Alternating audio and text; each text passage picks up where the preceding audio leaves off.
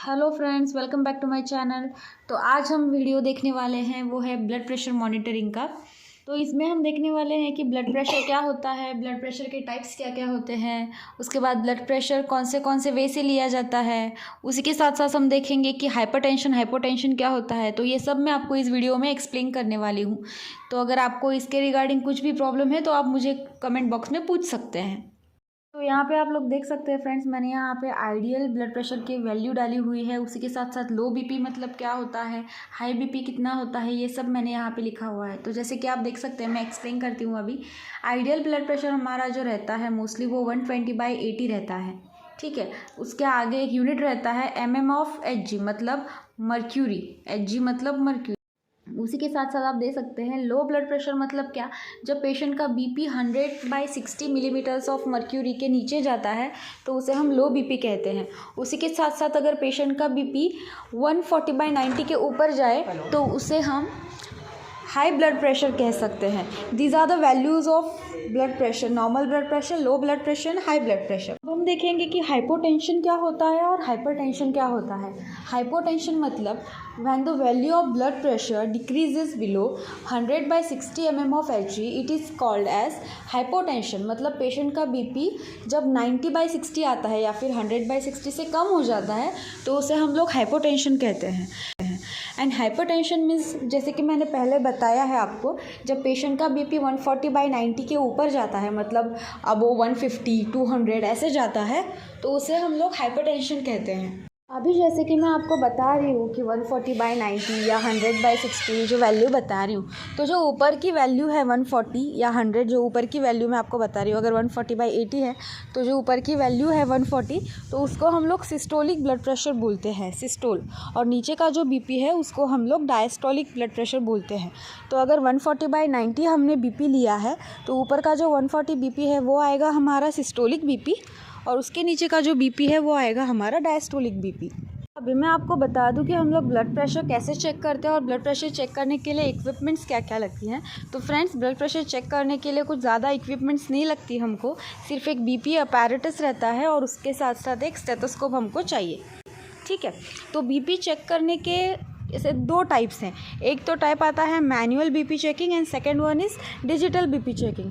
Manual blood checking में हम लोग क्या करते हैं, अपनी जो पल्स चेक करते हैं। अभी आप सब हॉस्पिटल में काम कर रहे हैं तो हम सबको पता ही होगा कि हम लोग पल्स से भी बीपी चेक कर सकते हैं।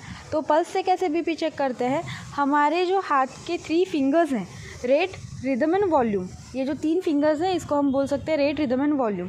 तो ये 3 फिंगर जो है पेशेंट की रेडियल आर्टरी पे रखना है, वहाँ पे हमें पेशेंट का पल्स फील करना है।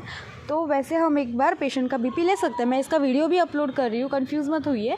अगर आपको मैं जो बता रही हूँ वो समझ नहीं आ रहा तो वीडियो देख के आपको समझ आ जाएगी।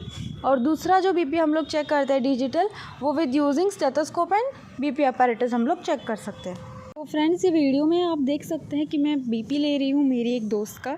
तो बीपी लेते टाइम मैंने क्या किया है कि बीपी अपैरेटस का जो कफ है वो पेशेंट के हाथ पे लगाया है। हाथ पे कहाँ लगाया है, तो अबो एल्बो लगाया है। और जो उसके 2 वायरिंग्स है वो वायरिंग्स मैंने फ्रंट साइड में अरेंज करके लिए हैं। ठीक है, तो ऐसे करने के बाद हमें क्या करना है कि जो बीपी का हम लोग जहाँ से एयर पंप करते हैं वहाँ का एक स्क्रू होता है, वो स्क्रू हमें टाइट करना पड़ता है। उसके बाद उसे 200 तक हम लोगों को पंप करना पड़ता है। पंप करने के बाद हमारे जो मैंने जो बोला था 3 fingers, rate, rhythm and volume, वो हमें पेशेंट की रेडियल आर्टरी पे रखना है।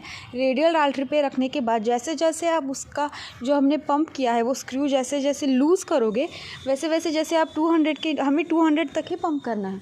तो जैसे 200 से हम लोग नीचे आएंगे, पहला जो हमको आवाज़ आएगा, ठीक है, मतलब पहली जो हमें पल्स लगेगी, मतलब जब आप लोग वो पंप करते हैं तब आपको बिल्कुल भी कोई पल्स नहीं लगती। लेकिन जब आप पंप करोगे, धीरे धीरे नीचे उसको स्क्रू को नीचे थोड़ा खींचोगे, उसको थोड़ा लूज़ करोगे, पहली जो आपको पल्स लगेगी वो है हमारा सिस्टोलिक बीपी। ठीक है, पहली जब आपको पल्स लगेगी वो सिस्टोलिक बीपी है। उसके बाद जब आप और नीचे आओगे तो लास्ट वाली जो पल्स लगेगी वो है हमारी डायस्टोलिक पल्स।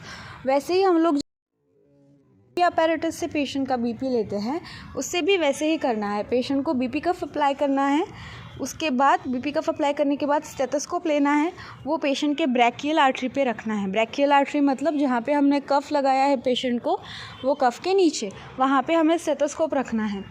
हमें फिर से एयर पंप करनी है, उसके अंदर 200 तक लेके जाना है। 200 से अब वो भी लेके जा सकते हैं हाइपरटेंसिव पेशेंट में। नॉर्मल पेशेंट में सिर्फ 200 तक लेके जाना है। 200 तक लेके जाने के बाद हमें क्या करना है कि धीरे धीरे वो स्क्रू रिलीज़ करना है। तो जैसे जैसे रिलीज़ करेंगे, पहला जो हमें कान में आवाज़ सुनाई देगा, डब करके, डब की एक आवाज़ आती है, पहली जो आवाज़ सुनाई देगी वो है systolic BP. As it is जैसे जैसे आप नीचे चले जाएंगे, जो लास्ट हमको आवाज़ आएगी वो रहेगा हमारा डायस्टोलिक बीपी। तो फ्रेंड्स, आपको ये वीडियो कैसा लगा मुझे कमेंट में ज़रूर बताइए। लाइक करिए, शेयर करिए, सब्सक्राइब करिए। Thank you.